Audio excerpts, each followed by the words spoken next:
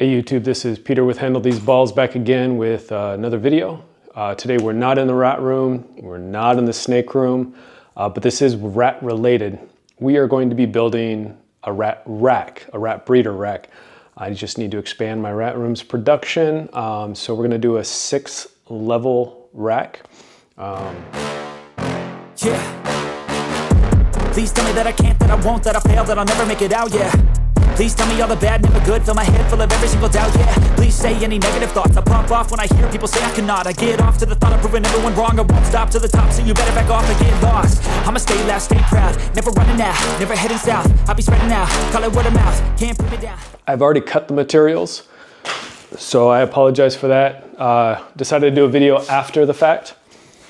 So basically using 2x3s for the main frames, 15 3/4 inches and 28 inches for the length. There's approximately 24 of each. I'll give you a full materials list and a cut list somewhere up in one of these corners. We're building frames like this. And then on one side, we're gonna have 1/2 inch hardware cloth. And that will hold the food and keep the rodents from escaping. I've already cut my 2x4s, which we'll use for the legs, and then we'll use a 1x2 on the back to prevent the tubs from sliding all the way through.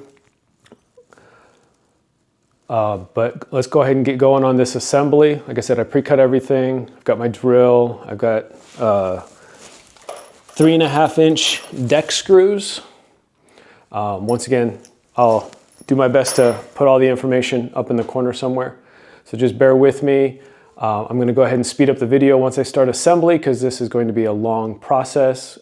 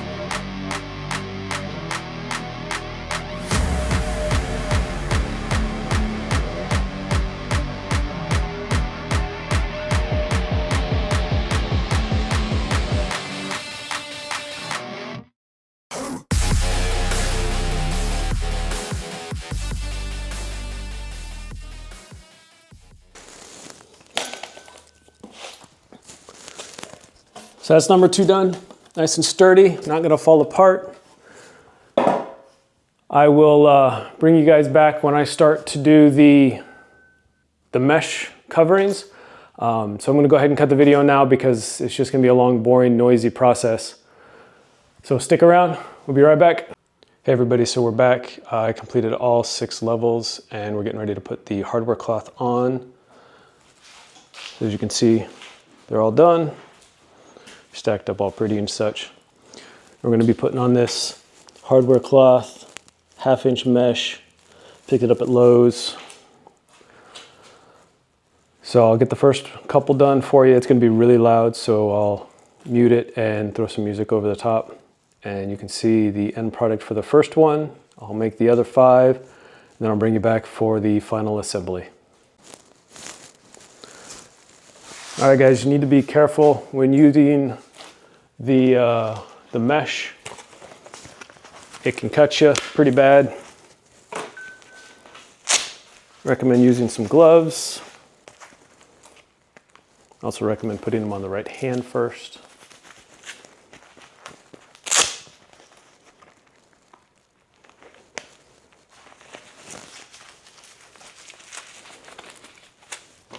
When you open up the package, it will more than likely snap out at you.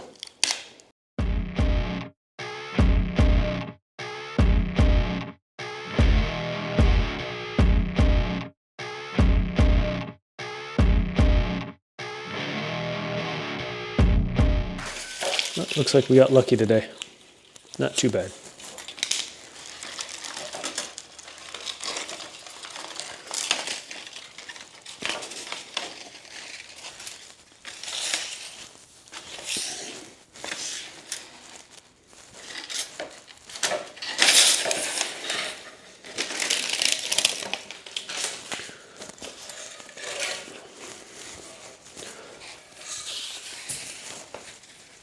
So this is the 2-foot wide.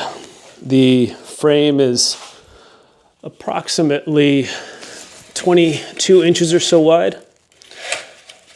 So you will have to cut off a little bit of the side piece, but it's not too bad.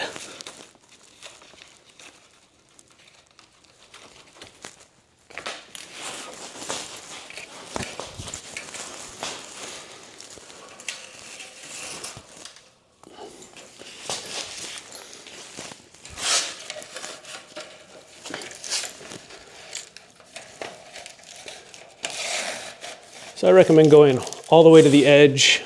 Some people wrap it up and around the front corner a little bit, but I don't see the need for it. So get it as close as you can. You can go ahead and start stapling a corner before you do the cutting. That way it doesn't move too much. Makes it a little easier.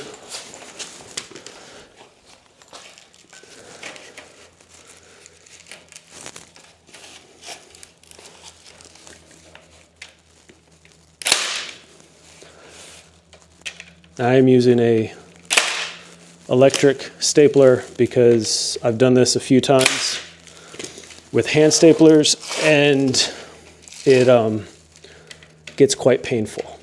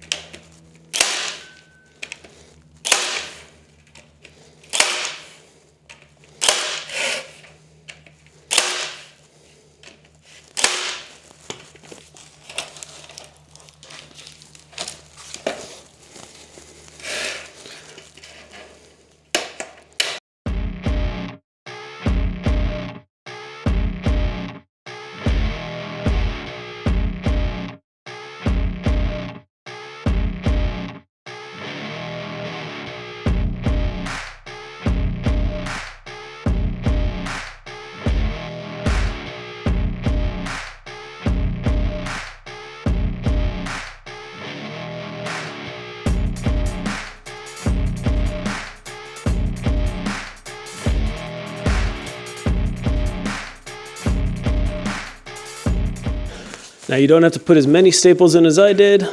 I'm just super cautious.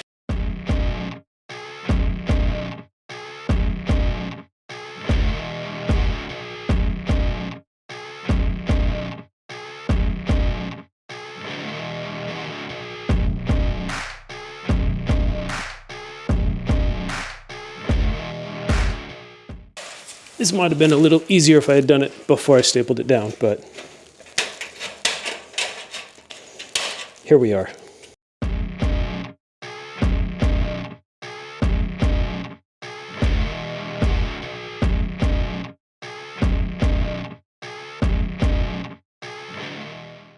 Now, if you are doing this in a garage like me, you don't want these metal shards to get in your tires, so I recommend using a magnet to pick them up, or your wife might get really mad at you.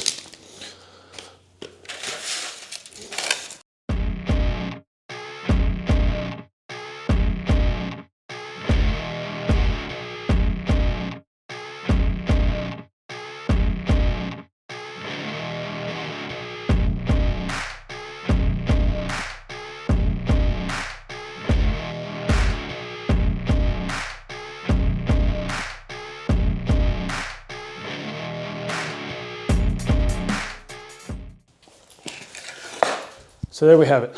First one's done, and it will go mesh side down. Sorry, the camera's angled a little odd. But I'm gonna go ahead and get the other 5 done and bring you guys back for the final part of the build. Stick around. Hey guys, back again. Got all the frames done. Everything is wired up.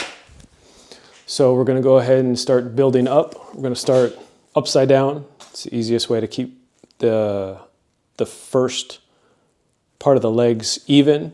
So let's get to that part.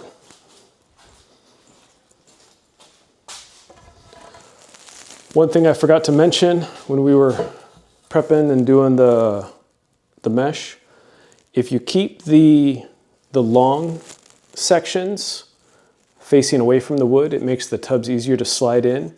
Otherwise, you'll get a nice brrr as the tubs go in and out. It can be annoying. It's not going to hurt nothing. It might wear away the tubs a little bit faster, but other than that, it's not going to cause any problems.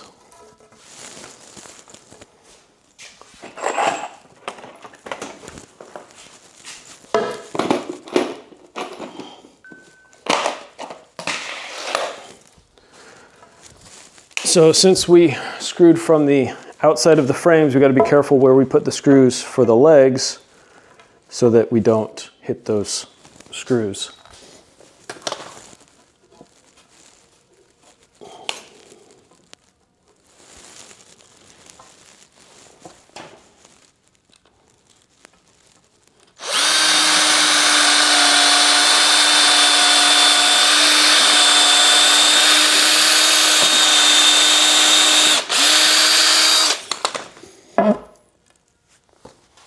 I'm going to go ahead and put one screw on before I continue.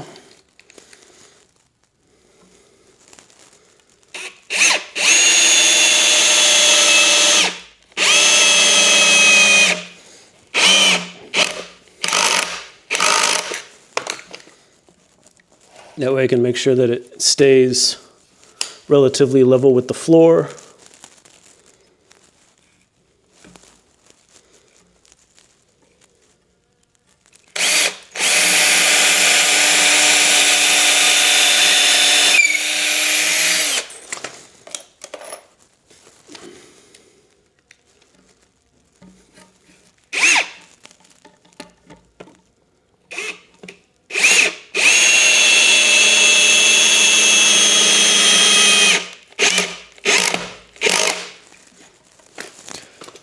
Now, I'm sure there's better ways to do this, but I'm going to go ahead and get the next 3 done and quit talking for a little bit so I can continue. And then once this first one's done, we'll bring you back after it's all complete and we'll show you how to put the rails on.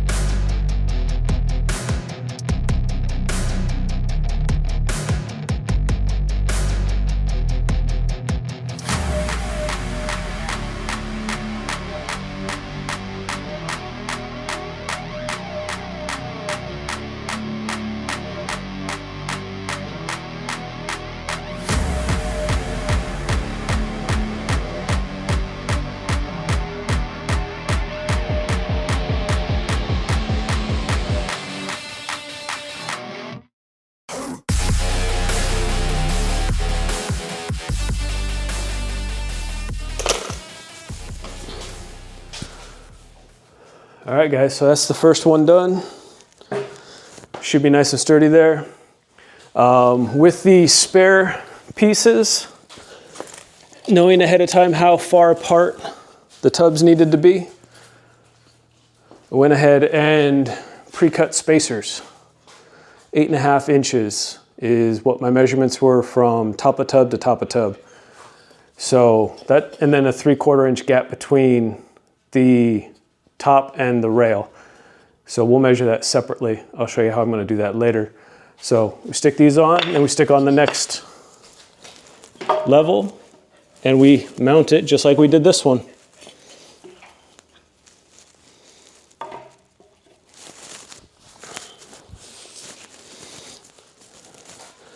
And just make sure to always put your screen side up when you're doing this. Otherwise, you will have to take them apart.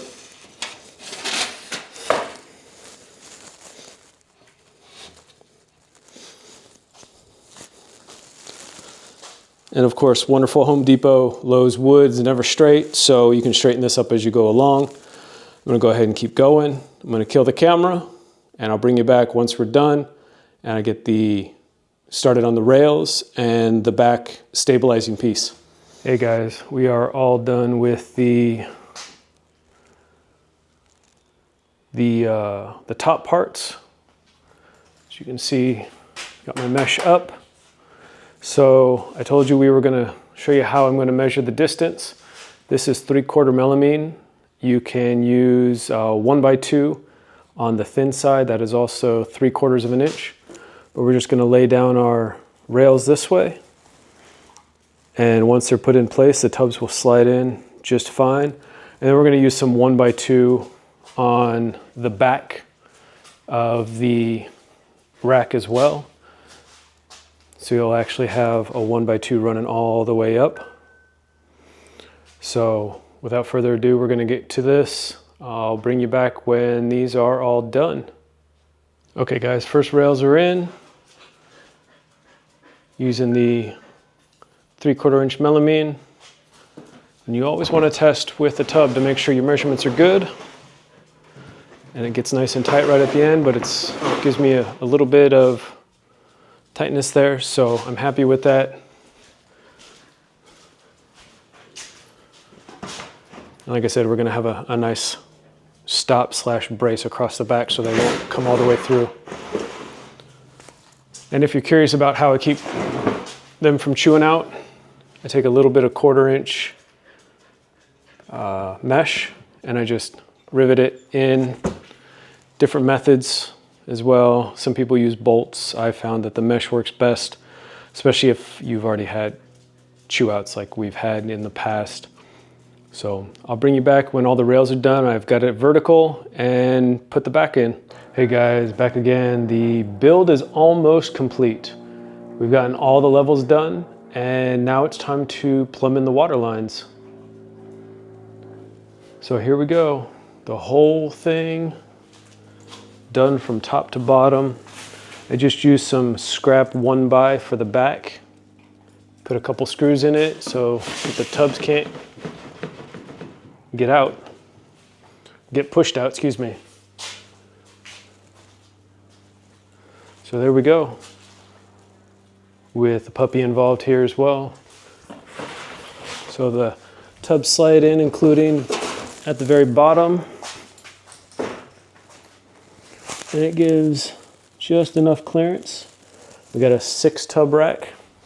What we're gonna use for our water lines is a bunch of stuff ordered from Vivarium Electronics. Brass nozzles, some clamps, some plastic tees. This is a quick disconnect, and some rubber tubing. I will give all of the information for that as well. Up here somewhere, or up here, one of the corners. I'll come back once I've completed the water line setup. Okay everyone, the build is complete, minus a jug on top for water. As you can see, there are water lines on there now. And I always put a spare nipple down here. It prevents any escapees from chewing on the water lines because that's usually what they're looking for. But I ran it behind so that it looks clean. If I could go back and do all my other stuff, I would do it this way. Here's the quick disconnect. You might be asking why there's washers on these ones. It's because I don't use the clips. I just shove it through, and it prevents them from pulling it through and chewing on the lines and making a mess. But this gives me flexibility of where I want to put it. Some places are a little bit tighter to fit, some are nice and loose. So you just got to pick the right one.